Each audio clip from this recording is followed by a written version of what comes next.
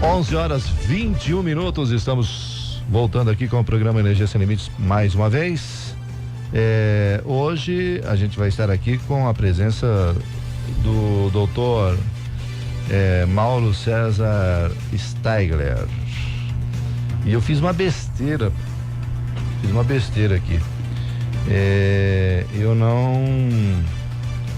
não coloquei a câmera do senhor aqui para funcionar. Então, a gente fica enrolando um pouco aqui, mas daqui a pouco pro pessoal aí que está na internet, já vai entrar aí para vocês também a imagem aí do Dr. Mauro, tá? Por enquanto só a voz. O senhor pode chegar um pouquinho mais para frente aí? Vamos lá, doutor Mauro, tudo bem? Tudo bem, Dilmei, bom dia aos ouvintes da Energia FM, bom dia aos ouvintes do programa Energia Sem Limites. Estamos aí para mais uma conversa. Pois é complicado a adolescência, doutor? É muito complicada sob um ponto de vista, Dilmei, porque ela é como se fosse um laboratório de experimentações. É onde o ser humano começa a ter as primeiras sensações mais fortes, tanto físicas como emocionais. Ele experimenta um contato maior com o seu corpo. Temos aí a chegada dos hormônios, né? A flor da pele, tanto para os meninos como para as meninas. As primeiras experiências de sexualidade, as primeiras investidas e curiosidades para encarar e experimentar um mundo novo.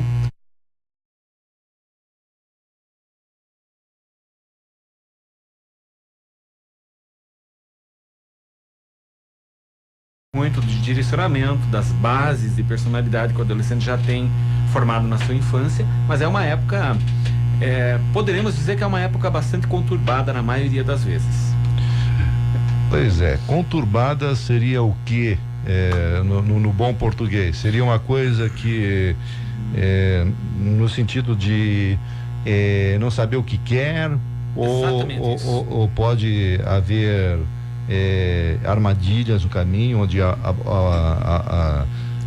personalidade pode mudar. Essa frase que você usou ali, de não saber o que quer, é uma frase que se encaixa muito na fala que eu tento desenvolver agora. Há uma teoria que ela é de domínio público, que todos podem acessar na internet, que chama-se Síndrome Normal da Adolescência, de uma autora chamada Aminda Aberasturi.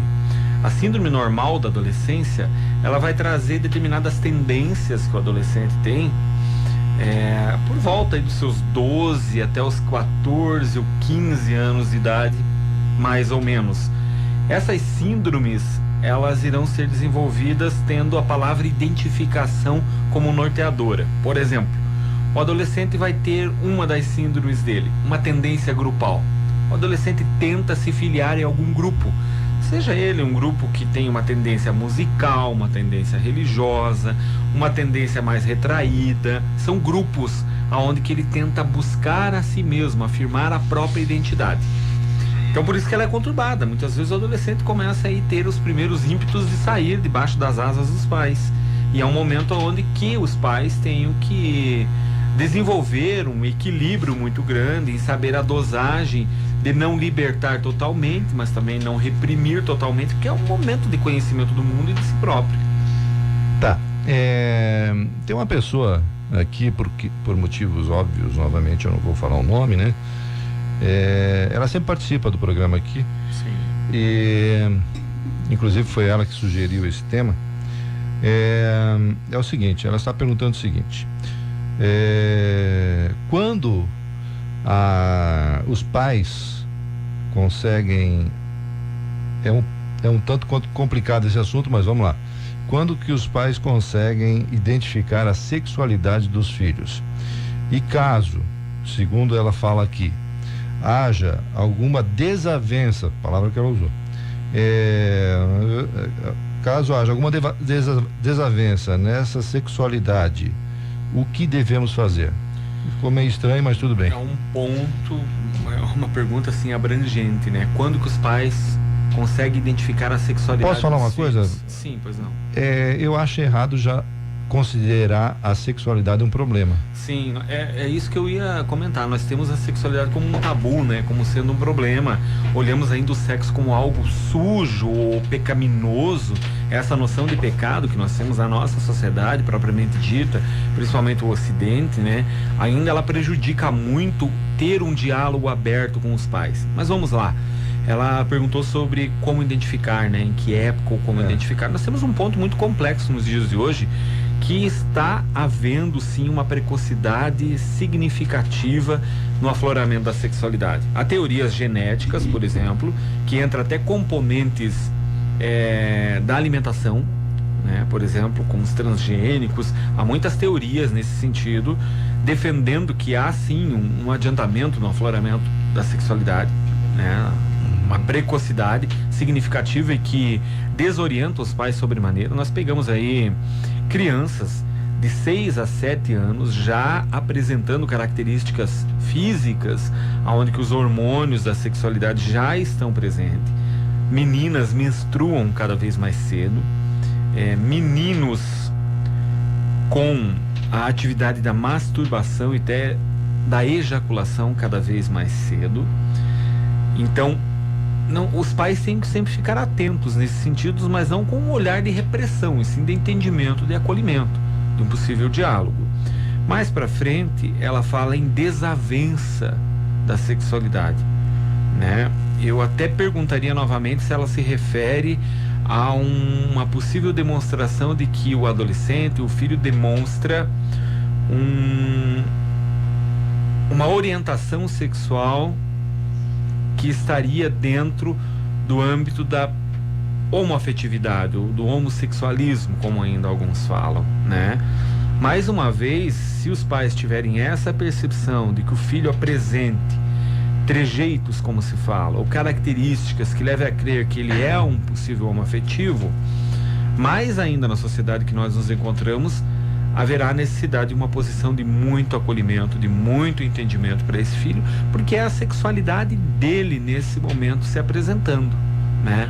Levando em conta uma sociedade repressora e preconceituosa, é notável que esse adolescente ainda encontra um desafio gigante à sua frente. E se ele não tiver o acolhimento dos pais, o entendimento frente a isso, o mundo vai dar o acolhimento para ele, onde que as coisas podem ficar mais complicadas. Eu acho que só respondendo a questão dessa mãe, que tem todo o direito de se preocupar, né? Sim. Eu refaço uma pergunta para ela, né? Se por acaso o filho dela, Deus queira que isso nunca aconteça, mas se tiver uma doença grave, ou mesmo se tiver ocorrido um acidente que ele estiver no hospital, ela vai perguntar para o médico se ele é homossexual ou não? Sim. A capacidade não está ligada à sexualidade, né? Sim. Porque é tabu, né, Gilmir? Então eu acho, viu, doutor, eu não sou psicólogo, né? Mas eu acho que a gente tem que matar esses assuntos dessa forma, né? De que sexualidade, gostos, isso só está atrapalhando a nossa vivência. Sem dúvida alguma. Eu acho que além da sexualidade manifestada nos filhos, nos adolescentes, seja uma manifestação que mostre, né, um viés homoafetivo ou heterossexual, o que precisa se levar em conta é a ética desse filho, a preparação desse cidadão frente ao mundo, a moral desse cidadão, a saúde emocional dele, a honestidade. São esses os fatores que vai determinar felicidade ou não para esse indivíduo. Agora, entendo que preocupa sim, né, essas manifestações, porque ainda a sociedade tem esse tabu para lidar com isso. Outra pessoa agora aqui, né? Meu filho tem o humor muito diferente a cada dia. Dias que ele acorda de bom humor, quer ir para aula e faz tudo que eu mando. Outros dias ele está de péssimo humor e não quer fazer absolutamente nada, inclusive briga em casa. O que devo fazer? Bem, vai entrar lá naquele conceito que eu dei no início da síndrome normal da adolescência. O que precisa ficar atento é se esse comportamento não se fixa nesse adolescente por 6 meses, 8 meses, 1 ano ou até 2 anos. aí nós temos que investigar esse comportamento. Mas o adolescente trazer essa forma de agir perante o mundo, perante as suas obrigações, de querer ser o dono dos horários, é próprio desse momento da adolescência. Isso não quer dizer que os pais tenham que deixar por conta própria, muito pelo contrário. É o momento de começar a formular, a construir um estatuto de regras para esse adolescente, chamando-o para a vida, para a responsabilidade, para a seriedade, mas também entendendo que isso é característica dessa idade. Por exemplo, tem jovens que trocam o dia pela noite, né? Dormem muito de dia, ficam acordados à noite, ficam trancados no quarto.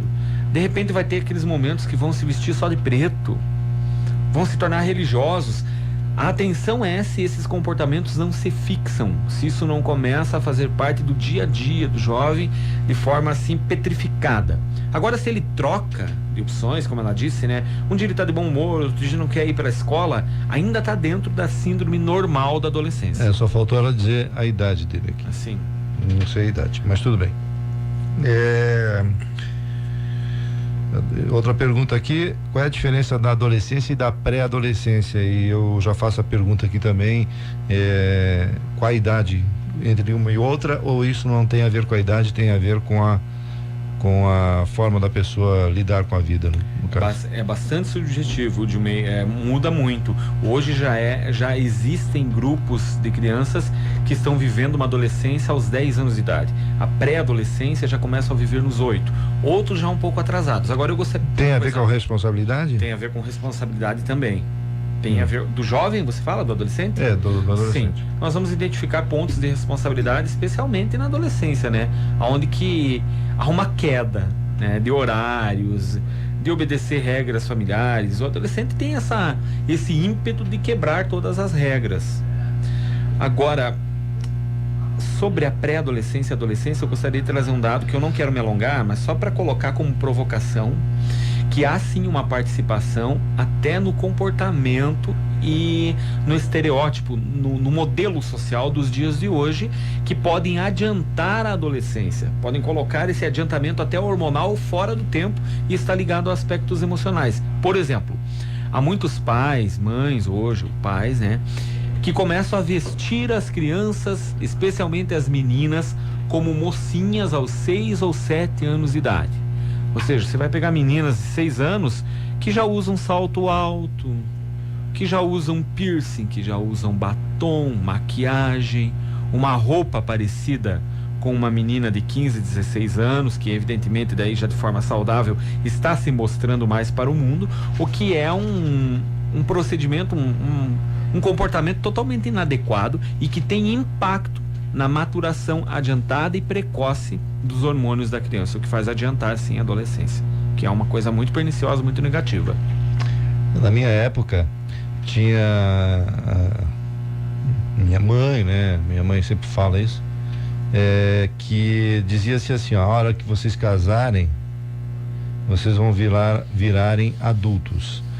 E o que eu estou vendo hoje em dia é o seguinte: tem muita gente que é casada, que tem filhos e não estão preparados para isso. Sem dúvida. Eu gostaria que o senhor falasse um pouco sobre isso também. Como é que se prepara um adolescente para essa fase? Veja como é complexo, Edmei. Para se preparar um adolescente para essa fase, há que se ter uma infância muito bem preparada. Há que se vivenciar todas as fases da infância. Criança tem que sim brincar com coisas de criança. Criança tem que assistir programas de televisão, quando for o caso, de crianças. Programas interativos, programas educativos.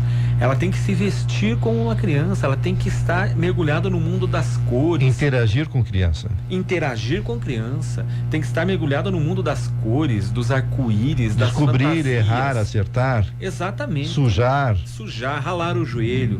Cair. Está nos faltando muito isso, né? E junto com isso uma liberdade tecnológica que existe, uma liberdade digital, do mundo digital, né? Que é um convite, muitas vezes, a um conhecimento já do mundo adulto, causa uma confusão mental nessas crianças, aonde que ela começa a vivenciar desejos, impulsos de jovens e de adultos dos seus 6 ou 7 anos, o que muitas vezes torna-se irreversível. A fissura, que a gente chama, a fissura psíquica que a criança sofre antes do tempo, pode acarretar problemas para o resto da vida. Mais um ouvinte: os adolescentes estão adoecendo coletivamente, sentindo-se mentalmente cansados, ansiosos. Crises existenciais são normais hoje em dia e cada vez mais vão piorar. Isso é o que chamamos de o mal do século. Boa parte disso é causada pela preocupação com o futuro, faculdade, etc. Como lidar com isso? Essa é a pergunta da nossa ouvinte. Problema bastante evidente no mundo atual, né? Ela trouxe a crise existencial, por certo, adolescentes e jovens experimentam isso. Eu gostaria de colocar um elemento, talvez, aqui que contemple um pouco a dúvida desse ouvinte, dessa ouvinte. Há sim a criação de uma expectativa exacerbada por parte dos pais da sociedade perante os adolescentes. Onde que adolescentes, muitas vezes de 11 ou 12 anos, já são quase obrigados a escolher uma carreira para o futuro. Eles não vivenciam esse mundo que eu falei das fantasias que eu falo é no bom sentido, né? Esse mundo mágico da vida, esse brincar é deixado para depois, e nós vamos ver um modelo que de repente coloca crianças e pré-adolescentes numa responsabilidade de adulto. Ou seja, a criança estuda até o meio-dia, à 1h ela tem um curso de inglês, às 3h ela tem um curso de música, às 17h ela tem um curso de balé, ela precisa, enfim, várias atividades, mais até do que um adulto, e ela não consegue viver o seu momento, não consegue se conectar a si mesma, não consegue nem pensar a sua própria vocação.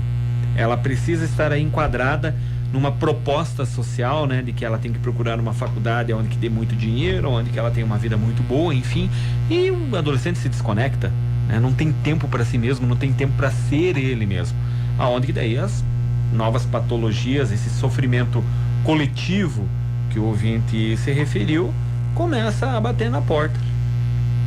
Gente, eu não respondo nada, tá? Quem responde aqui é o Dr. Mauro. Estou perguntando coisas para mim agora aqui.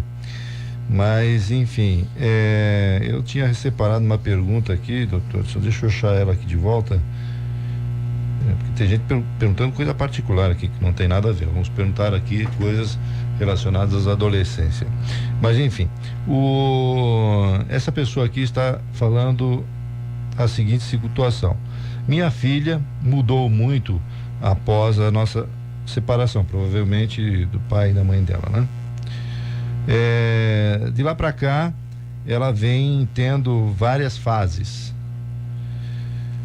Hoje, ela se encontra numa fase totalmente introspectiva, segundo a pessoa está falando aqui, onde ela não tem quase amigos, não vai mais à escola e não pensa em trabalhar. A única coisa que ela fala é da pensão que o pai dela tem que pagar para ela todo mês. Isso seria, segundo ela fala aqui, normal na adolescência dela ou é depressão?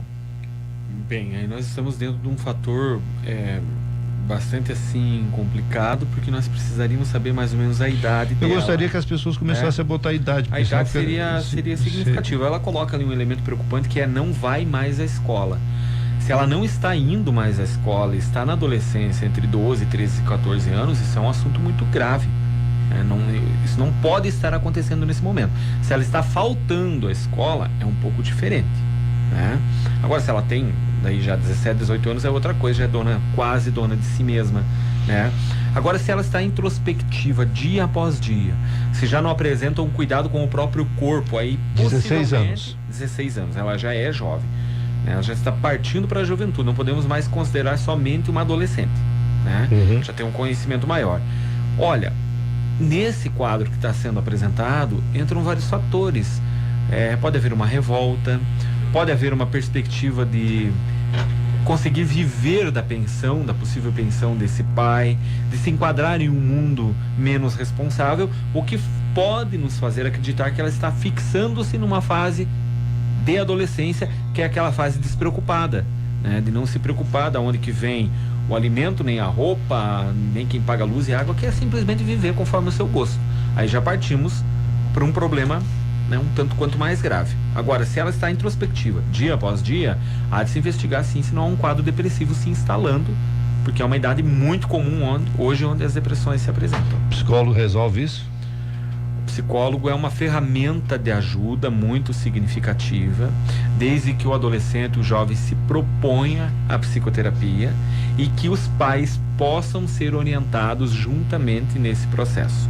Por isso que uma psicoterapia, muitas vezes de criança, de adolescente, até na idade dela, como ela mora ainda com os pais e há esse problema, é aconselhável de que haja, por exemplo, 3 ou 4 sessões de psicoterapia com a jovem e uma com os pais, mais 4 com a jovem e uma com os pais, porque é um problema sistêmico, né, de comportamento, de regras, que os pais têm que ficar atentos e também aprender a desenvolver um determinado manejo.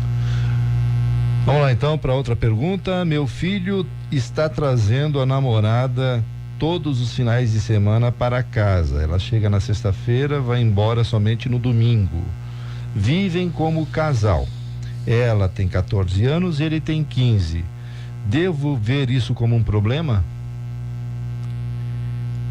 Há um medo dos pais hoje de soltar os seus filhos para a sociedade. Eles acabam preferindo, né, que esse namoro e as possíveis relações sexuais aconteçam dentro do ambiente doméstico. Agora, diríamos que é preocupante um jovem de 15 anos e outra jovem de 14 estarem já estabelecidos numa relação dita como namoro sério e passarem os finais de semana juntos.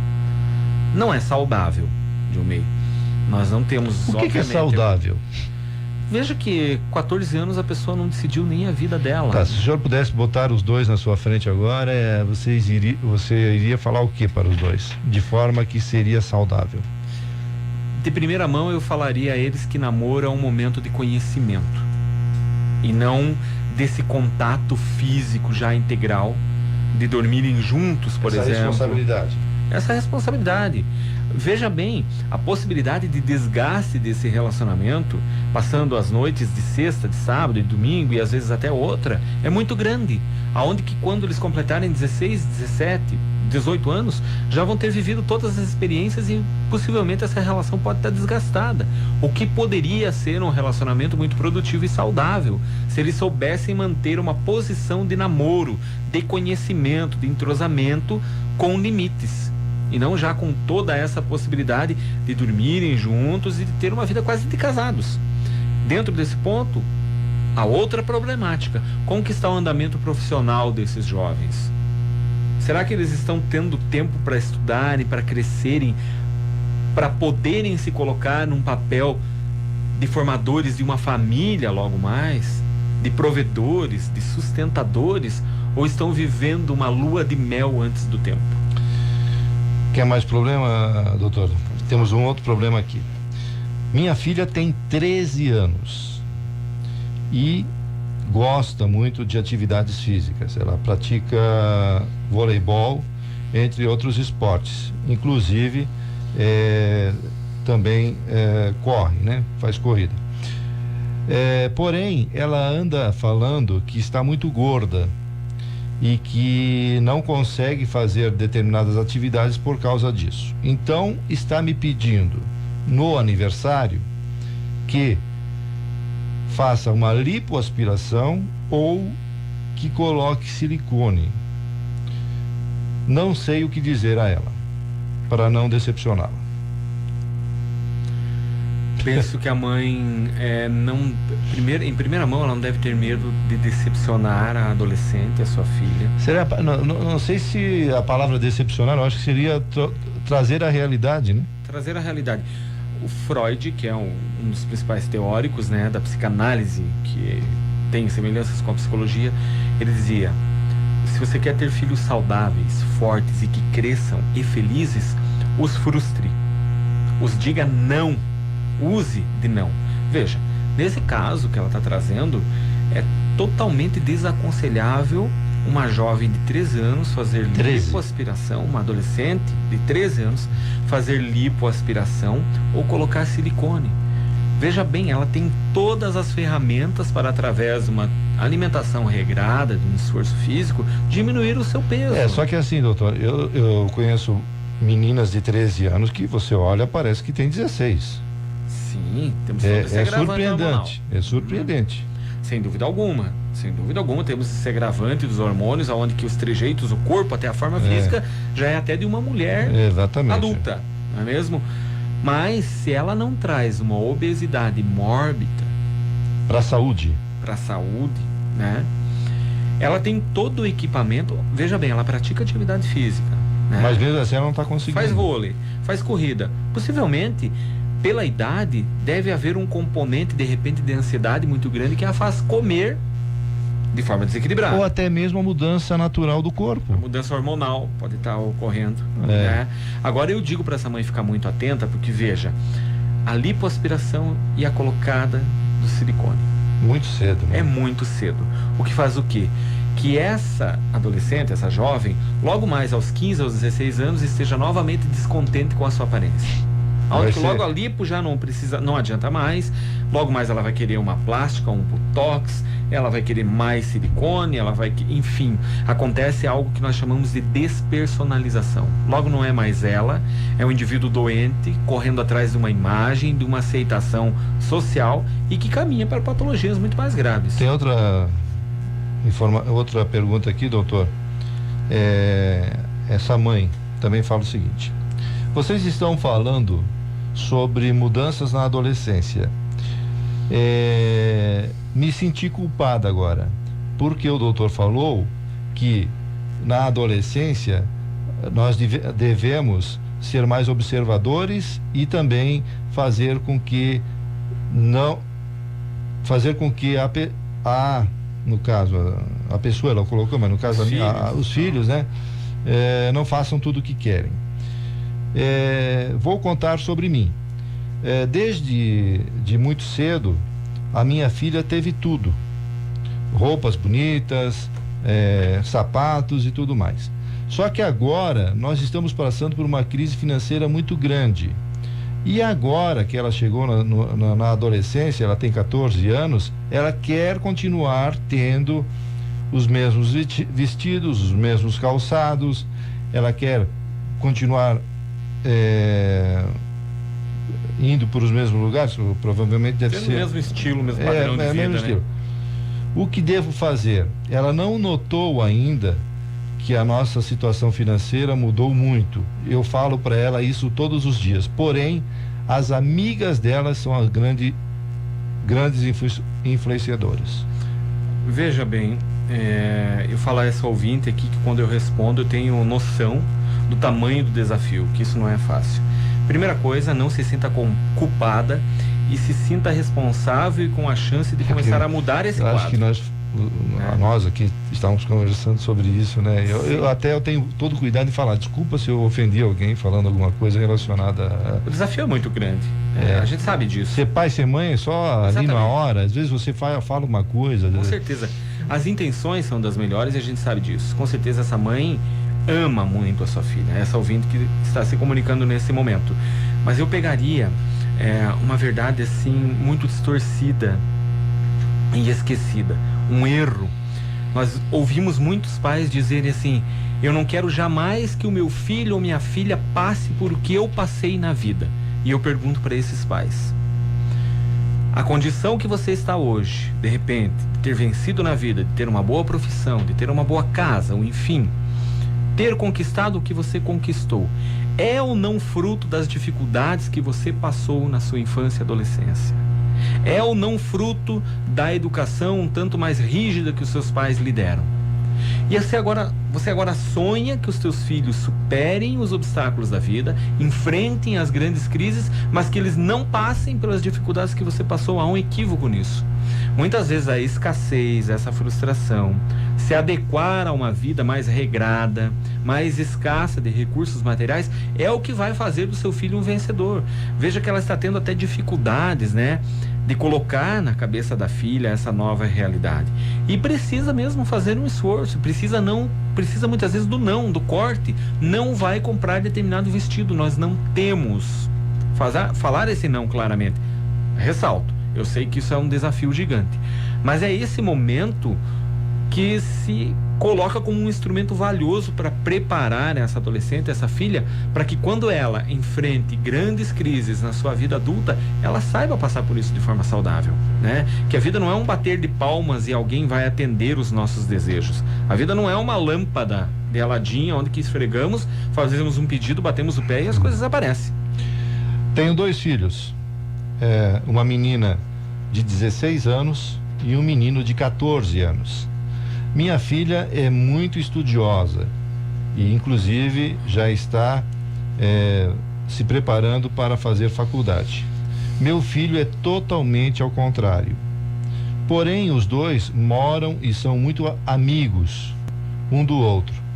Onde é que erramos? Como eu posso fazer com que o meu filho tenha também o sucesso, palavra dela aqui, né? Sucesso que a minha filha teve? Bem, nós temos que ter um olhar primeiro do que significa sucesso para esses pais. Outra coisa é personalidade, né? Em que exatamente esse filho é tão diferente? Se ele apresenta problemas... Talvez dificuldade, né? Sim. Se ele apresenta problemas de seguir regras, né, é uma coisa. Se ele apresenta dificuldades ou ele tem uma aptidão diferente da sua irmã, já é outra coisa. Muitas vezes a vocação de vida dele está em outro caminho, está em outra perspectiva, e isso se tem que respeitar. Agora, quando os pais falam assim, aonde que erramos? Muitas vezes não é erro dos pais. Nós sabemos que nós temos um componente individual que independe da educação, muitas vezes. Não tem aquele conceito antigo de que existe a ovelha negra da família ou existe o anjo da família? Uma família às vezes totalmente desorganizada e aparece alguém muito saudável emocionalmente e que salva quase todo mundo. E outra pessoa destoa de todo mundo e que não esteve na alçada dos pais. Então tem algo que nos escapa das mãos. Os pais não podem entenderem-se como totalmente responsável pelas escolhas dos filhos. E outra coisa, né, doutor Mauro, é muito cedo para dizer se uma pessoa vai ter fracasso ou não. Muito cedo. Porque o simples fato de entrar numa faculdade não quer dizer que vai ser sucesso. Aí é que está o cuidado que os pais devem ter para não colocar essas expectativas de forma tão escancarada nos filhos, aonde que eles se sintam responsáveis de serem ricos, milionários, ter uma esposa do sonho dos pais, perfeita já com 13 ou 12 anos. É momento de experimentar a vida. Eles não podem ter essa pressão. Essa pressão muitas vezes faz eles desistirem de tentar antes mesmo dos fatos acontecerem. Mas também eu entendo que é bem complicado, né? Você ficar lidando com tudo isso ao mesmo tempo com 2 personalidades diferentes. A gente está vendo 2 personalidades aqui, mas pode acontecer de ser 2, 3, 4 filhos com personalidades diferentes, né? Sem dúvida. Então, não faça vou dar uma de psicólogo aqui talvez, não faça da sua frustração a frustração do seu filho, né? Exatamente, é outra questão que muitas vezes os pais querem realizar os seus sonhos frustrados nos filhos. Não é o caso dessa ouvinte, é só um exemplo, né? Mas isso existe muito. Eu gostaria que meu filho fosse, o meu sonho, meu filho é ser médico, é ser advogado, é ser juiz. Mas esse é o teu sonho. E o sonho desse indivíduo que está ali, que é autônomo, é dono do próprio destino, né? Vou dar um exemplo aqui do meu pai. Meu pai, quando eu era pequeno, ele sempre falava, vocês podem trabalhar em tudo na vida, menos em rádio. Moral da história, tem 4. Sim. Então, né, nem por isso ele se suicidou. Aliás, hoje ele se sente muito orgulhoso. Lógico, a gente não vive só disso, né? Mas é um fato que hoje ele fica muito orgulhoso. Então, sei lá, eu acho muito complexo você querer colocar o seu sucesso, a sua frustração na responsabilidade de um filho ou de vários filhos. Sem dúvida alguma. Há um escritor muito famoso, muito pouco lido, Gilmay, que é Khalil Gibran. É um judeu que radicou-se nos Estados Unidos. E ele tem um livro chamado Profeta e tem uma escrita muito conhecida que diz assim: os teus filhos não são teus filhos, são filhos do mundo. Isso é muito difícil aceitar por parte dos pais, e saber o ponto de equilíbrio, saber até onde que os pais devem participar na formação desse indivíduo e aonde que eles têm que ter a coragem e o exercício do desapego de realmente soltarem esses filhos, né? deixar que eles se desprendam e voem, construam o seu próprio destino, sua própria vida. Eu vou deixar aqui 2 minutos para a gente conversar sobre as novidades que o Dr. Mauro vai fazer aí em breve pela internet, né, doutor? Vamos montar um canal aí bonito para o Dr. Mauro levar esse conhecimento tão precioso para outras pessoas, né? Gostaria que o senhor quiser falar sobre isso. Estamos montando isso, Dilmei, foi legal. Hoje até a gente conversou informalmente aqui sobre isso, né? Possível canal de YouTube, enfim, né? Hoje até, eu não sei se eu posso falar. Pode, não, só pode como deve. Hoje até às 20h30 vai ter um vídeo de uns 4 minutos e meio, 5 minutos. Uma websérie, vai ser hoje, segunda-feira, quarta-feira às 20h30 e sexta-feira, onde o tema central vai ser Síndrome do Pânico, que é, né, uma modalidade de sofrimento psíquico aí que está incapacitando muito as pessoas.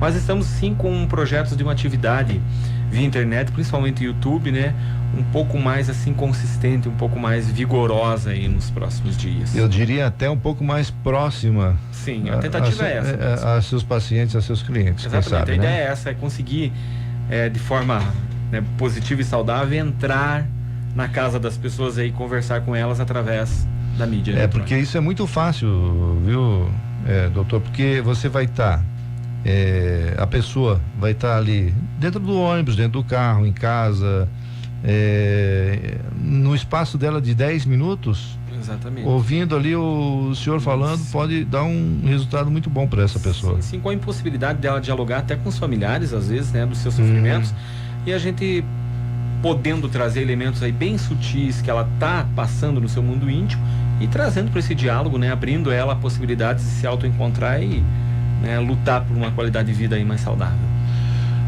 Hoje a gente falou aqui sobre um assunto muito delicado, né? Eu me desculpe as pessoas que eu ofendi aí, porque a pessoa ficou falando aqui que eu não entendo nada de filho, porque eu não sei o quê. Pessoal, calma, a gente só está conversando e eu aqui em momento nenhum coloquei que eu sou o dono da verdade, e também o Dr. Mauro que também não tem essa intenção. A nossa intenção aqui é ajudar, e se a gente ajudou 2, 3, a minha parte eu já fiz, mas eu não quero prejudicar 30, 40 pessoas. Então é complexo, né, Dilmei, se me permite.